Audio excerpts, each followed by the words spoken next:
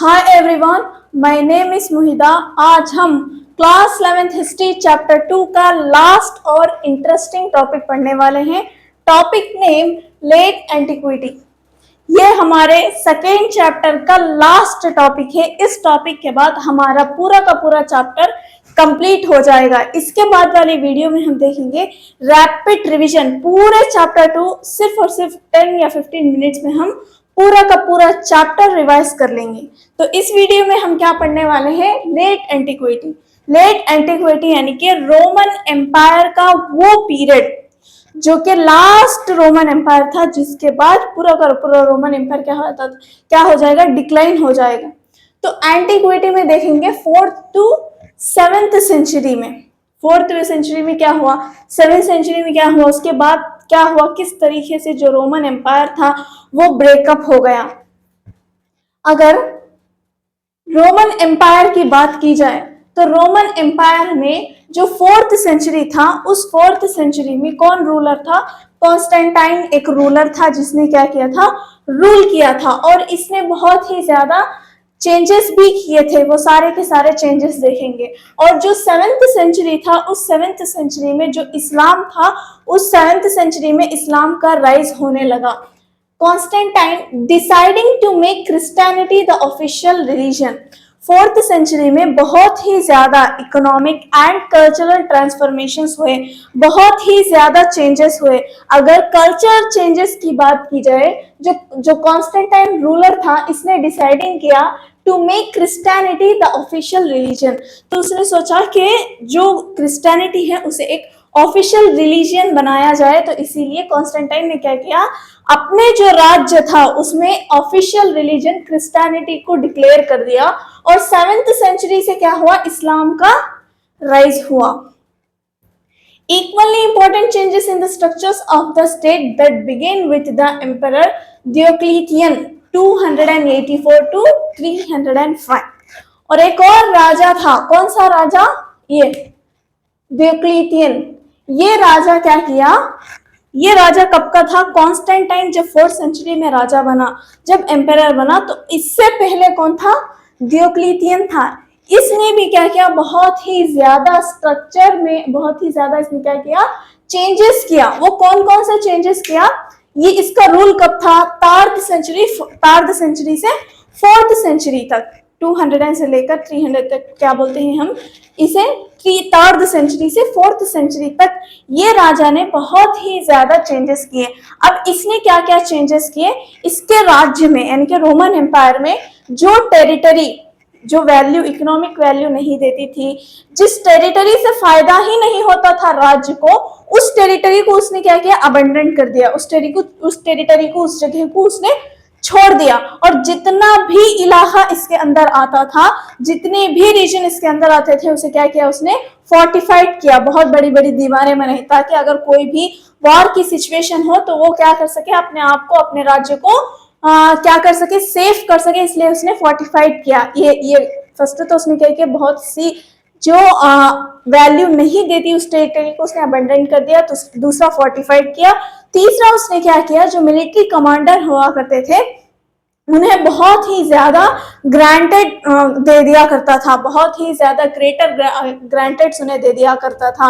और जो सिविलियन थी वो मिलिट्री फंक्शन से क्या कर दिया? सेपरेट कर दिया। ये सारे के सारे चेंजेस किसने किया? देख ले, डियोक्लिटियन ने ये सारे के सारे चेंजेस किया 3rd सेंचुरी से 4th सेंचुरी तक। अब जो 4th सेंचुरी का रूलर कौन? हमारा कॉन्स्टेंटाइन।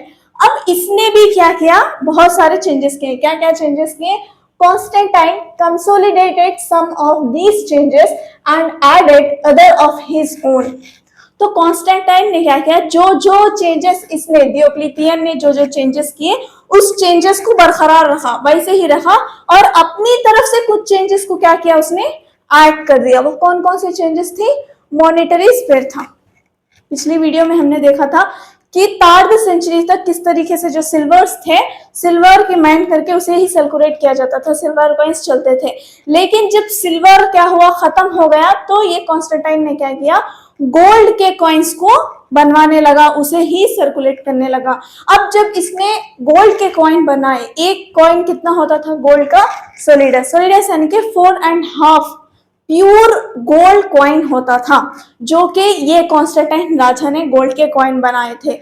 अगर आप 12th क्लास की हिस्ट्री देखेंगे, जिसमें जो भी हमारा इंडस वैली सिविलाइजेशन नहीं, जो भी हमारी इंडिया की एंशिएंट हिस्ट्री देखेंगे, तो इंडिया के जो कॉइन्स हुआ करते थे वो भी 4.5 प्योर गोल्ड हुआ करते थे। जब ये लोग यानी कि इंडिया के लोग और ये लोग जब ट्रेड करते थे तो क्या करते थे, जो गोल्ड की कॉइन जो क्या है वजन में बराबर होते थे, उसे एक्सचेंज करके क्या करते थे, ट्रेड करते थे। आगे वो आप इन डिटेल पढ़ेंगे, मैं पढ़ाऊंगी। तो ये जो गोल्ड कॉइन्स हुआ करते थे, मिलियंस में इस गोल्ड कॉइन्स को बनवाने लगे, ये सर्कुलेट होने लगा बहुत ही तेजी से। जो भी इकोनॉमिक हुई थी वो अच्छी खासी ग्रो होने लगी थी। The other area of innovation was the creation of second capital at Constantinople। और जो इसने अनदर चेंज किया, वो क्या चेंज किया, इसने अपने जो राज्य था उसमें एक दूसरी कैपिटल सिटी बना दी। वो कैपिटल कौन सी सिटी थी? कॉन्स्टेंटाइनोपल। ये कौन आज की मॉडर्न डे कहां पर है? जो हमारा टर्की है, टर्की का जो इस्तांबुल है उसे क्या कहते थे? कॉन्स्टेंटाइनोपल कहते थे। और जो पास्ट में लोग उसे किस नाम से पुकारते थे? बाइजेंटियम पुकारते थे। बाइजेंटियम यानी कि एक ऐसी जगह जिसके 3 साइड्स भी क्या थे? सी था, 3 साइड्स भी समंदर था, जिसे क्या कहते थे? बाइजेंटियम कहते थे। तो इसने एक नई कैपिटल सिटी बनाई जिसे क्या कहता था? वो कॉन्स्टेंटिनोपल कहता था। और इस कैपिटल सिटी को चलाने के लिए सीनेट्स की भी जरूरत पड़ती थी, क्योंकि जो भी एडमिनिस्ट्रेटिव सिस्टम होता था वो कौन संभालते थे? सीनेटिव क्लास संभालती थी। अब इस जो नई कैपिटल सिटी थी, इसे चलाने के लिए भी कौन चाहिए थे?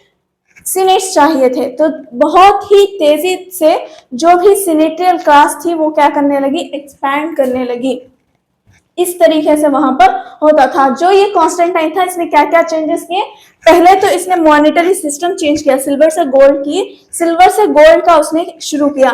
दूसरा उसने क्या किया? एक नई कैपिटल सिटी बनवाई। Archaeological record show considerable investment in rural establishment including industrial installations like oil press and glass factories, in newer technologies such as screw presses and multiple water mills, and in a revival of a long distance trade with the east। और जो archaeological records थे, जिससे हमें पता चलता है कि जो अब रोमन एम्पायर इतनी ज्यादा तेजी से ग्रो कर रहा है, इसके पास बहुत ही ज्यादा क्या है? गोल्ड कॉइन्स आ रहे हैं, लोग अच्छा खासा इसे सर्कुलेट करने लगे, मिलियंस में इसे क्या करने लगे? मिंट करने लगे। तो इस तरीके से जब होने लगा, तो जो रूरल एरिया था, जो कंट्री साइज थे, जो विलेज थे, वहां पर बहुत ही ज्यादा इन्वेस्ट करके और भी क्या करने लगे? जो इकोनॉमी थी और भी तेजी से ग्रो करने लगी। क्या क्या वो इन्वेस्टमेंट किया करते थे? इंडस्ट्रियल इंस्टॉलेशंस करने लगे, ऑयल प्रेसेस करने लगे, ग्लास की फैक्ट्रीज बनाने लगे, और बहुत ही ज्यादा नई नई टेक्नोलॉजीज का इस्तेमाल करने लगे। और ट्रेड, बहुत ही लॉन्ग ट्रेड किया करते थे। मैं बताई थी कि जो बहुत दूर दूर तक वो क्या करते थे? ट्रेड करते थे। और ट्रेड में क्या चीज लेते थे? वो गोल्ड कॉइन्स लेते थे। एग्जाम्पल के तौर पर, अगर ये दूसरे राज्य से ट्रेड कर रहे हैं तो बदले में क्या लेते थे? गोल्ड कॉइन लेते थे, जो कि इनका गोल्ड कॉइन और जो इनके सामने वाले का गोल्ड कॉइन था, सेम तोल में बराबर था। 4.5 प्योर गोल्ड हुआ करते थे। तो इस तरीके से वो लॉन्ग डिस्टेंस ट्रेड किया करते थे और मल्टीपल वाटर माइल्स बनाते थे। जो पिछली वीडियो में हमने देखा ही था कि किस तरीके से वाटर मेलिंग करके वाटर के पावर से क्या करते थे? आटे को बनाते थे, ग्रेन्स को ग्राइंड करते थे, वाटर के पावर से गोल्ड को निकालते थे। इस तरीके से बहुत ही ज्यादा नई नई टेक्नोलॉजीज, नई नई माइंस को, मल्टीपल माइंस को बनवाकर जो रूरल प्लेस थे, जो रूरल जगह थी, उनमें बहुत ही ज्यादा इन्वेस्टमेंट करके वहां भी क्या करने लगे? वहां से भी बहुत ही ज्यादा वो लोग क्या करने लगे? इकोनॉमी को ग्रो करने लगे। Strong urban prosperity. अब जब रूरल एरियाज में इतने सारे डेवलपमेंट्स होने लगी तो इसका फायदा किसे होने वाला है? अर्बन सेंटर्स को। पिछली वीडियो में हमने देखा था कि किस तरीके से रोमन जो एम्पायर था वो जितना भी रूरल एरिया में जो भी अनाज उगता था, जो भी फसल उगती थी, वो क्या करते थे, सारी की सारी फसल ले जाकर वो कहाँ लेकर चले जाते थे? अर्बन सेंटर्स में ले जाते थे। और जो गरीब यानी कि रूरल एरिया में रहने वाले जो भी गांव के लोग थे, वो उनके पास खाने के लिए कुछ नहीं होता था, वो अपने आप को सरवाइव नहीं कर सकते थे। लेकिन अगर कोई भी कहतसाली भी आ जाती थी तो अर्बन लोग क्या करते थे? अपने आप को सरवाइव करते थे, क्योंकि उनके पास हर हमेशा क्या होता था? फूड अवेलेबल होता था। जब उतनी खराब कंडीशन में वो गांव के लोगों को मरने छोड़कर अपने आप को मजे करते थे, अब तो क्या है, जो रूरल एरिया था वो इतना ज्यादा एडवांसमेंट होने लगा, इतने सारे टेक्नोलॉजीज वहां पर इस्तेमाल करके बहुत ही ज्यादा प्रॉस्पेरस होने लगा। तो इस गांव में जितनी भी इकोनॉमी हो रही है उससे क्या हुआ? स्ट्रॉन्ग अर्बन प्रॉस्पेरिटी हो गई। जो भी अर्बन एरियाज था वहां पर बहुत ही ज्यादा आर्कोलॉजी होने लगी, लोग बड़े बड़े बिल्डिंगें बनाने लगी, लग्जरी लाइफ जीने लगे, अच्छी खासी जिंदगी होने लगी और स्ट्रॉन्ग प्रॉस्पेरिटी हो गई। जो अर्बन सेंटर से जो शहरी इलाका था वहां पर क्या है, बहुत ही ज्यादा पैसा आने लगा, वो लोग आराम से मस्त से रहने लगे। 100 ऑफ पेपेरी, इजिप्ट में 100 ऑफ पेपेरीज क्या थी? सरवाइव हुई थी, जिससे हमें पता ये चलता है कि जो लास्ट पीरियड था रोमन एम्पायर के, जो लास्ट पीरियड में इतना ज्यादा माल वहां पर आता था, क्योंकि जितने भी रूरल एरिया थे वो क्या करते थे? अच्छी खासी इकोनॉमी क्या करते थे? वो लाते थे, इकोनॉमी को लाते थे। तो जो भी अर्बन सेंटर्स के रहने वाले थे वो क्या करते थे? अच्छा खासा इसे इंजॉय किया करते थे। एग्जाम्पल के तौर पर Egypt contributed taxes of over 2.5 million solidi a year. और जो अर्बन जगह में रहने वाले जो इजिप्ट में कंट्रीब्यूटेड, जो गवर्नमेंट को जो टैक्स पे करते थे, वो सिर्फ कितना पे करते थे? 2.5 मिलियन टैक्स वो पे किया करते थे। 2.5 मिलियन गोल्ड कॉइन्स वो गवर्नमेंट को पे किया करते थे एज अ टैक्स। तो सोचिए कितना ज्यादा उनके पास गोल्ड कॉइन्स हुए होंगे, कितने ज्यादा वो प्रॉस्पेरस हुए होंगे। सिर्फ वो क्या कर रहे हैं? 2.5 मिलियन जो गोल्ड कॉइन्स थी वो एज अ टैक्स पे कर रहे हैं। अगर हम उसे देखें तो 35,000 बाउंड्स ऑफ गोल्ड सिर्फ गवर्नमेंट को टैक्स की तरह पे करते थे in the region of Justinian in the 6th century में जस्टिनियन के रीजन में इतना सारा टैक्स वो पे किया करते थे। Indeed large part of the near eastern countryside were more developed and densely settled even in the 20th century. और जो large part of the near eastern countryside होता था, जो यानी कि ईस्ट साइड का जो जगह होती थी रोमन एम्पायर के, ईस्ट साइड जो होता था वो क्या था? डेंसली सेटल्ड और क्या था? डेवलप था। Even in the 20th century, 4th century, 7th century, तो वैसे भी वो क्या था? ईस्टर्न साइड तो डेवलप हुआ था। लेकिन 20th सेंचुरी तक भी वहां पर क्या था? Densely settled and develop region हुआ करता था। The traditional religious culture had been polytheist। और जो ट्रेडिशनल रिलीजियस कल्चर यानी कि उनका जो रिलीजियस कल्चर था वो क्या था? पॉलीथिस्टिक था। यानी कि पहले क्लासिकल वर्ल्ड में, रोमन एम्पायर के क्लासिकल वर्ल्ड में लोग एक भगवान की पूजा नहीं करते थे बल्कि मल्टीपल गॉड्स की पूजा करते थे। जुपिटर होगा, बहुत बहुत ज्यादा क्या करते थे? देवी देवताओं की पूजा करते थे। मल्टीपल टेम्पल्स, मल्टीपल श्राइन्स में लोग मल्टीपल गॉड्स की क्या करते थे? पूजा किया करते थे। इस तरीके से वहां पर traditional religious culture in ancient classical world में हुआ करता था। Judaism was not a monolith either and there was a great deal of diversity within the Jewish communities। और एक और रिलीजन उस टाइम पीरियड में इमर्ज हुआ जो कि कौन सा था? जुडेसियम यानी कि यहूदियत। जो आज के जो इजराइल्स हैं जिन्हें क्या कहते थे? जुडेसियम कहते थे। और इस जुडेसियम में भी क्या था? मोनोलिथ नहीं था। मोनोलिथ यानी कि एक गॉड की क्या करना? वर्शिप करना। इसमें इस कम्युनिटीज में, जुइश कम्युनिटीज में भी बहुत ही ज्यादा ग्रेट डील ऑफ डाइवर्सिटीज हुआ करती थी। क्या कौन सा धर्म अपनाते थे, कौन नया धर्म, Judaism. Christianization of the empire in the 4th and 5th century was a gradual and complex process। और जो क्रिस्टियनाइजेशन था, जो कॉन्स्टेंटाइन ने क्रिस्टियनिटी को एक रिलीजन क्या बनाया था, एक ऑफिशियल रिलीजन बनाया था, तो 4th 5th सेंचुरी में जो क्रिस्टियनिटीज थी उसमें बहुत ही ज्यादा ग्रेजुअल एंड कॉम्प्लेक्स प्रोसेस हुआ करता था। The general prosperity was especially marked in the east, but in the west, empire fragmented politically as Germany grew from the north, Goths, Vandals, Lombards, etc. और जो एम्पायर था, पूरा का पूरा Roman empire, उसके जो ईस्ट साइड था, east side तो वैसे ही क्या था, बहुत ही ज्यादा प्रॉस्पेरियस हुआ करता था। लोग अच्छा खासा इकोनॉमी जनरेट करते थे। इससे थोड़ी देर पहले ही हमने देखा था कि किस तरीके से मिलियंस ऑफ क्या करते थे वो लोग, सिर्फ क्या गोल्ड कॉइन्स को क्या करते थे, मिलियंस ऑफ गोल्ड कॉइन्स को मिलियंस जो होते थे वो टैक्स एज ए टैक्स पे किया करते थे। तो इतना ज्यादा प्रॉस्पेरियस रीजन का जो 20th सेंचुरी तक भी क्या था, ईस्ट साइड प्रॉस्पेरियस था, लेकिन वेस्ट साइड जो रोमन एम्पायर था वहां पर पॉलिटिकली फ्रेगमेंट होता गया। पॉलिटिकली वहां का जो पावर था वो गिरता गया।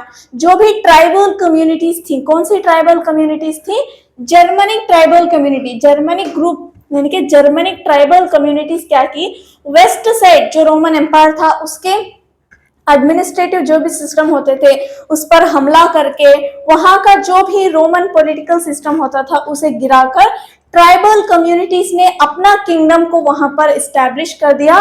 तो क्या है, पॉलिटिकली जो रोमन एम्पायर था वो वेस्टर्न साइड क्या हो गया, गिर गया। अब वो वेस्ट साइड रोमन एम्पायर नहीं रहा, सिर्फ और सिर्फ ईस्ट साइड रोमन एम्पायर था। और वहां पर क्या था, अच्छी प्रॉस्पेरिटी थी। ऐसा नहीं कि वेस्ट साइड गिर गया तो ईस्ट साइड भी लोग ऐसे वैसे रहे, यानी कि प्रॉस्पेरिटी नहीं, लोग ऐसे ही जी रहे, वैसे नहीं, बल्कि वहां पर अच्छी खासी प्रॉस्पेरिटी थी। इतनी प्रॉस्पेरिटी थी कि वहां पर हर चीज अवेलेबल होती थी। इवन अगर कोई भी बीमारी आ जाती थी तो लोग उसे सर्वाइव भी किया करते थे। इतना ज्यादा प्रॉस्पेरियस उस टाइम में हुआ करता था। किसके रीजन्स में, Justinian in the east where the empire remain united, the region of Justinian. जो ईस्ट साइड है रोमन एम्पायर के, ईस्ट साइड के रोमन एम्पायर, इसके वेस्ट साइड के ट्राइबल कम्युनिटीज ने क्या किया, अपना किंगडम को स्टैब्लिश कर लिया। लेकिन ईस्ट साइड जो था वहां पर क्या था, यूनिटी रिमाइन थी, लोग यूनिटी से वहां पर रहते थे। किसके रीजन्स में, जस्टिनियन के रीजन में। और ये जो रीजन था, जो टाइम पीरियड था जो जस्टिनियन का, high water mark of prosperity, वो प्रॉस्पेरिटी के लिए बहुत ही ज्यादा फेमस था। And imperial ambitions, Justinian recapture Africa from the Vandals. और इतना ज्यादा प्रॉस्पेरियस था ये जो ईस्ट साइड में जो रीजन था, और वहां का जो किंग था जस्टिनियन, वो चाहता था कि जो जो इलाके, जो जो प्रोविंसेस, जो जो रीजन्स जो ट्राइबल कम्युनिटीज ने हमला करके क्या किया, छीन लिया था, वो क्या चाहता था, उसे फिर वापस कर लिया जाए। तो इसने क्या किया था, ये जो अफ्रीका रीजन जो कि वंदाल्स ने कब्जा कर लिया था, उस रीजन्स को फिर उसने क्या कर लिया, रिकैप्चर कर लिया।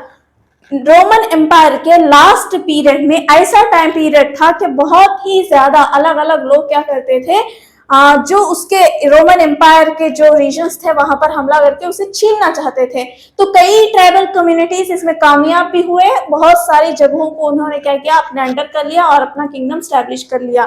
लेकिन इसके टाइम पीरियड में, जस्टिनियन के टाइम पीरियड में क्या किया, इसने फिर अपनी जगह को रिकैप्चर करना चाहा, तो फिर इसने अफ्रीका को फिर अपने अंदर रिकैप कर लिया।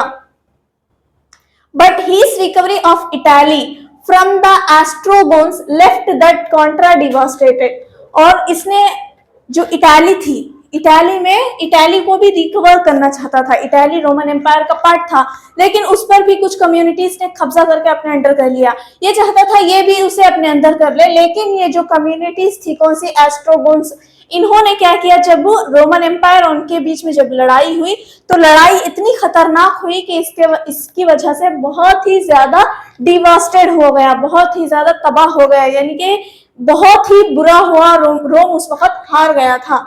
recovered these the war between Rome and Iran in the early 7th century। फिर क्या हुआ, रोमन एम्पायर कहां पर, अब वो जो भी रोमन एम्पायर था वो कहां पर था, ईस्ट साइड था, वेस्ट साइड तो अब रोमन एम्पायर है ही नहीं। तो ईस्ट के बाजू और कौन सा एम्पायर था, ईरान एम्पायर था। और ईरान एम्पायर में ऐसा कोई भी एडमिनिस्ट्रेटिव सिस्टम नहीं होता था, वहां पर कैसा रूल किया करते थे, डायनेस्टीज रूल किया करती थी। तो उस टाइम पीरियड में 3rd सेंचुरी से लेकर 7th सेंचुरी या उससे बाद तक ससेनियन डायनेस्टी रूल किया करती थी। और ये डायनेस्टी क्या करी, ये चाहती थी कि ये रोमन एम्पायर का जो इलाका था उसे भी अपने अंदर रिकैप्चर किया जाए, उसे भी क्या है अपने अंडर ला लिया जाए। तो इसलिए ईरान और रोम के बीच में बहुत ही जंग हुई, बहुत बड़ी जंग हुई। इन दोनों के बीच में जंग हुई, तब बहुत टाइम पीरियड के बाद जब रोम रिकवर हुआ, अब क्या किया ईरान ने भी क्या किया, अपनी जो इसके बाद की जो टेरिटरी थी, यूफ्रेट रिवर के बाद की जो भी टेरिटरी थी रोमन एम्पायर की, उसे लड़कर अपने अंदर ले लिया। अब रोम क्या किया, कुछ सालों में जब रिकवर करना शुरू हुआ, अभी रिकवर हुआ ही नहीं, फिर क्या हुआ, recover this provinces in the 620 में क्या हुआ, जो रोमन एम्पायर था वो रिकवर हुआ। बट लेकिन क्या हुआ, जो एक और रिलीजन इमर्ज हुआ, कौन सा रिलीजन, इस्लाम। 7th सेंचुरी में इस्लाम रिलीजन की शुरुआत हुई, जो कि प्रॉफिट मोहम्मद सल्लल्लाहु अलैहि वसल्लम आए, उन्होंने इस्लाम को लोगों तक फैलाया, सब मुसलमान हुए। उनके डेथ के बाद उनके जो फॉलोअर्स थे, जो कि जिन्हें सहाबा कहते थे, वो लोग क्या किए, जगह जगह जाकर इस्लाम को फैलाए और वहां की जो टेरिटरीज थी अपने अंडर कर लिया। और ये जो नया रिलीजन जो इमर्ज हुआ, ये इतना पावरफुल था कि इसने रोमन एम्पायर को भी क्या किया, हिला दिया।